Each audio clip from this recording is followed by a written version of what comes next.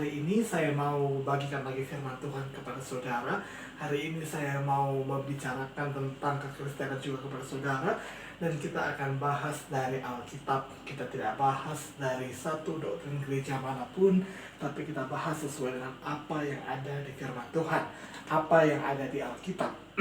Dan hari ini dan vlog pribadi ini saya buat di mana kita boleh bertanya jawab, kita boleh menjadi satu tempat diskusi, sarana untuk berdiskusi antara saya dan saudara. Saudara boleh mengajukan pertanyaan saudara, dan jika saya bisa, saya akan memilih pertanyaan-pertanyaan mana yang akan saya jawab melalui vlog pribadi saya ini. Dan hari ini saya juga mengucapkan terima kasih buat saudara-saudara semua, teman-teman semuanya yang sudah pada subscribe channel ini. Kiranya channel ini bisa memberkati saudara, dan kalau saudara mau mendapatkan pemberitahuan dari channel ini, saudara boleh tekan tombol lonceng ya, supaya setiap ada video baru, tayangan baru, saudara akan mendapatkan notifikasi yang baru juga, supaya saudara bisa menonton langsung. Oke, tidak perlu berlama-lama lagi. Hari ini saya akan bahas mengenai move on. Move on ini susah. Bagi sebagian orang move on itu susah. Saya ini orang yang susah move on. Ya, saya berharap saudara yang menonton, ya, bagi saudara yang menonton, saudara yang susah move on, setelah nonton ini saudara bisa move on. Oke? Nah, kita lihat di Alkitab, ada nggak kisah di Alkitab mengenai move on? Ada. Mari kita buka Lukas 24. Lukas yang kedua, Lukas pasal 24 ayat 13 sampai ayatnya yang ke-27. Kita baca dulu. Lukas 24 ayat 13 sampai 27. Yesus menampakkan diri di jalan ke Emmaus. Pada hari itu juga, 2 orang dari murid-murid Yesus pergi ke sebuah kampung bernama Emmaus yang terletak kira-kira 7 mil jauhnya dari Yerusalem. Dan mereka bercakap-cakap tentang segala sesuatu yang telah terjadi. Ketika mereka sedang bercakap-cakap dan bertukar pikiran, datanglah Yesus sendiri mendekati mereka, lalu berjalan bersama-sama dengan mereka. Tetapi ada sesuatu yang menghalangi mata mereka sehingga mereka tidak dapat mengenal Dia. Yesus berkata kepada mereka, "Apakah yang kamu percakapkan sementara kamu berjalan?" Maka berhentilah mereka dengan muka muram.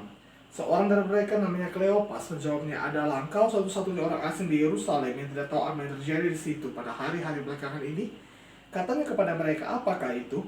Jawab mereka, "Apa yang terjadi dengan Yesus orang Nazaret? Dialah seorang nabi yang berkuasa dalam pekerjaan dan perkataan di hadapan Allah di depan seluruh bangsa kami. Tetapi imam-imam kepala dan pemimpin-pemimpin kami telah menyerahkan dia untuk dihukum mati, dan mereka telah menyalibkannya. Padahal kami dahulu mengharapkan bahwa dialah yang datang untuk membebaskan bangsa Israel. Tetapi sementara itu telah lewat 3 hari sejak semuanya itu terjadi. Tetapi beberapa perempuan dari kalangan kami telah mengejutkan kami. Pagi-pagi buta mereka telah pergi ke kubur dan tidak menemukan mayatnya. Lalu mereka datang dengan berita bahwa telah kelihatan kepada mereka malaikat-malaikat yang mengatakan bahwa ia hidup. Dan beberapa teman kami telah pergi ke kubur itu dan mendapat bahwa memang benar yang dikatakan perempuan-perempuan itu. Tetapi dia tidak melihat mereka lihat. Lalu ia berkata kepada mereka, "Hai kamu orang bodoh, berapa lambannya hatimu sehingga kamu tidak percaya segala sesuatu yang telah dikatakan para nabi? Bukankah Mesias harus menderita semuanya itu untuk masuk ke dalam kemuliaannya?" Lalu ia menjelaskan kepada mereka apa yang tertulis tentang dia dalam seluruh kitab suci, mulai dari kitab-kitab Musa dan segala kitab nabi-nabi. Saudara yang dikasihi oleh Tuhan, di sini adalah kisah bagaimana 2 orang murid, ya, setelah penyaliban Yesus dan setelah kebangkitan Yesus, 2 orang murid ini tidak move on dari masalahnya. Ya, pada saat penyaliban itu memang Yesus mati di kayu salib untuk menebus dosa kita. Yesus mati di kayu salib untuk menyelamatkan kita. Itu bukanlah satu masalah, itu adalah satu pekerjaan mulia yang Tuhan berikan kepada kita. Namun dari sisi kita, dari sisi murid-murid saat itu, mereka melihat bagaimana Yesus mati di kayu salib. Yang disalib itu Yesus. Dan mereka sangat-sangat frustasi, mereka sangat-sangat trauma akan hal itu. Bukan Yudas Iskariot yang disalib, bukan Barabas yang disalib, bukan penjahat, bukan ahli Taurat yang disalib, bukan perempuan yang berzina yang disalib, Yesus yang disalib. Bagaimana mungkin seorang nabi, seorang guru pada saat itu yang mereka kenal, seorang guru, seorang nabi, mati disalib? Ini membawakan trauma bagi mereka sehingga mereka frustasi dan mereka pergi ke Emmaus. Emmaus itu adalah kota pariwisata, kota wisata, dan mereka mau berwisata ke situ. Dan sebabnya mereka pergi ke Emmaus. Tapi lihatlah bagaimana Tuhan melawat murid-muridnya. Pada ayat 14 mereka bercakap-cakap. Mereka ngobrol. Adakah engkau yang saat ini belum move on? Adakah saat ini engkau punya banyak masalah? Dan kau hanya bercakap-cakap dengan temanmu, hanya curhat-curhatan dengan temanmu, tapi engkau tidak kunjung move on dari masalahmu. Ayat 15, Yesus akan datang kepadamu. Yesus akan mendekati engkau. Sebagaimana firman dalam kitab Mazmur, Tuhan itu dekat dengan orang yang patah hati. Tuhan itu dekat dengan orang yang remuk hati. Dia akan menyelamatkan jiwa kita yang remuk. Tuhan itu dekat dengan orang-orang yang patah semangat. Kalau engkau punya masalah, Yesus tidak tinggal diam. Yesus datang. Yesus akan datang memulihkan hidupmu. Yesus akan datang melawat hidupmu. Ya. Dan di sini murid-murid tidak move on. Ya. Selanjutnya, saya buat sebuah statement di sini. Mereka tidak move on. Mereka masih memikirkan dan membicarakan segala masalah mereka. Di sini masalah mereka itu kematian guru, ya, kematian Yesus. Selanjutnya, mengapa mereka belum move on? Ini yang menjadi pertanyaannya. Ini yang menjadi menjadi persoalannya. Mengapa mereka tidak move on?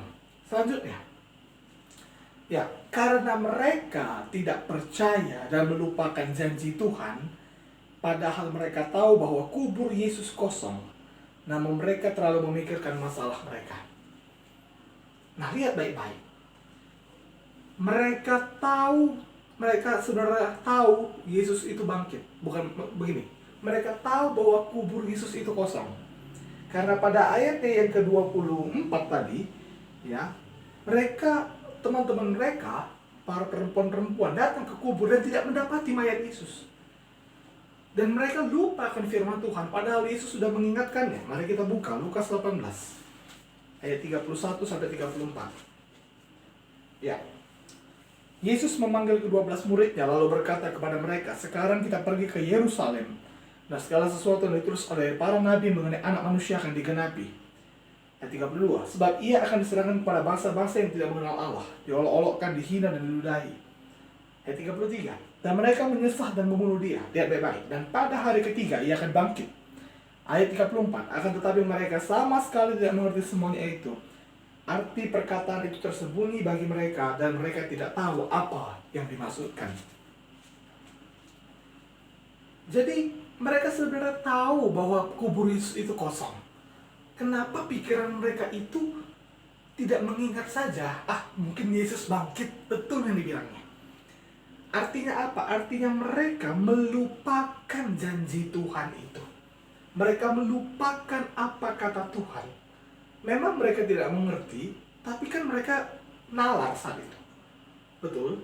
Mereka harusnya bisa menyimpan dalam memori mereka, tapi karena mereka tidak mengerti akan janji Tuhan itu, bagaimana mungkin Yesus yang adalah seorang nabi yang menyembuhkan orang sakit, yang membangkitkan orang mati di kayu salib, dihina, diludahi, lalu pada hari ketiga ia akan bangkit. Mereka tidak memikirkan itu, mereka tidak sampai ke situ pikirannya sampai mereka melupakan firman Tuhan. Saudaraku, kadang firman Tuhan itu nggak masuk akal. Kadang firman Tuhan itu berkontradiksi dengan logika kita. Dan kita nggak mengerti sepenuhnya apa mau Tuhan. Kita nggak mengerti sepenuhnya apa itu maksud daripada firman Tuhan itu. Dan mungkin banyak masalah dalam hidup ini. Sebagai contoh wabah COVID-19 ini. Mungkin saudara saat ini belum bisa move on. Mungkin ada saudara yang di PHK, mungkin ada saudara yang kehilangan pekerjaan, saudara ada yang penurunan pendapatan. Mari kita move on. Mari kita semangat. Mari kita ingat janji Tuhan bahwa badai ini pasti berlalu. Walaupun mungkin dengan melihat kasus COVID-19 saat ini, kita nggak mengerti maksud Tuhan itu apa, maksud firman Tuhan itu apa. Tapi saya percaya waktu Tuhan pasti yang terbaik. Jangan sampai yang kita tidak mengerti itu kita lupakan. Memang kita tidak mengerti sampai kapan corona ini berlalu, sampai kapan COVID-19 ini berlalu. Tapi kita harus percaya. Karena apa? Karena Tuhan tidak mungkin bohong. Itu sebabnya move on dari masalahmu. Move on dari masa lalumu. Dan begitu juga kalau kita yang sudah pernah jatuh ke dalam dosa, kita punya masa lalu yang buruk, kita punya hidup lama yang buruk, mari move on. Karena Yesus akan mengampunimu dan akan memulihkan hidupmu. Karena janji Tuhan dalam 2 Korintus 5 ayat 17, siapa yang ada di dalam Kristus, ia adalah ciptaan yang baru. Yang lama sudah berlalu, sesungguhnya yang baru sudah datang. Itu sebabnya engkau harus move on, karena engkau hidup baru. Karena engkau mempunyai hidup yang baru dalam Yesus. Engkau harus move on dari masa lalumu, dan engkau melangkah dari satu kemuliaan kepada kemuliaan yang lainnya, dari satu kemenangan kepada kemenangan yang lainnya. Itu sebenarnya yang harus kita lakukan. Jangan frustasi, jangan kita trauma dengan masalah-masalah kita. Yesus sudah bangkit, dan kita harus move on dari masalah kita. Kita harus bergerak maju. Amin.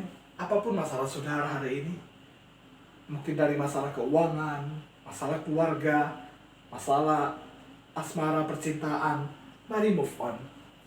Kita nggak tahu memang apa maksud Tuhan dari semuanya ini. Kita nggak mengerti, tapi mari kita percaya. Tuhan datang melawat kita. Tuhan akan datang melawat kita. Saudara nggak usah takut. Tuhan akan menolong kita menghadapi semuanya ini. Seperti murid-murid tadi, Yesus datang melawat mereka. Supaya mereka move on, supaya mereka kuat, supaya mereka tabah, dan supaya mereka percaya, mereka melihat bahwa Yesus betul-betul bangkit. Nah saudaraku, saya membuat sebuah kesimpulan seperti ini. Ya, janganlah kita lebih memikirkan masalah kita, padahal kita tahu bahwa ada janji Tuhan yang akan menolong kita. Banyak kita yang terlalu memikirkan masalah kita. Banyak kita terlalu memikirkan hal-hal buruk yang akan jadi, padahal belum tentu itu jadi. Tapi Amsal berkata, sebagaimana engkau berpikir, begitulah engkau. Itu sebabnya tidak usah berpikir tentang hal-hal yang buruk dalam hidup ini. Tapi mari kita pikirkan hal-hal yang baik. Memikirkan hal-hal yang buruk dan memikirkan hal-hal yang baik tidak bayar, sama-sama tidak bayar, sama-sama tenaganya. Dan kalau engkau memikirkan hal yang buruk, ada ruginya. Karena engkau bisa stres. Ya. Banyak orang, ada yang mengatakan, banyak orang mati bukan karena sakit corona, tapi karena stres memikirkan corona itu. Itu sebabnya nggak usah stres, nggak usah dipikirkan. Kita percaya ada perlindungan Tuhan, ada pertolongan Tuhan, ada janji Tuhan yang akan melindungi kita, yang akan membagari kita. Mari kita move on. Mari kita bangun bangkit. Anak-anak muda, jangan terlarut dengan hidup lamamu. Kalau engkau diputusi sama pacarmu, move on. Tuhan akan berikan yang lebih baik. Amin. Mari bergerak maju dalam Tuhan. Ikut Tuhan sungguh-sungguh. Haleluya. Kiranya vlog pribadi ini bisa memberkati saudara. Dan jika saudara diberkati, jangan lupa subscribe channel ini. Jangan lupa untuk membunyikan lonceng notifikasinya. Boleh like, komen, dan share. Dan jika saudara mempunyai pertanyaan, saudara boleh tulis di kolom komentar atau menghubungi saya di media sosial saya. Kiranya ini boleh menjadi berkat.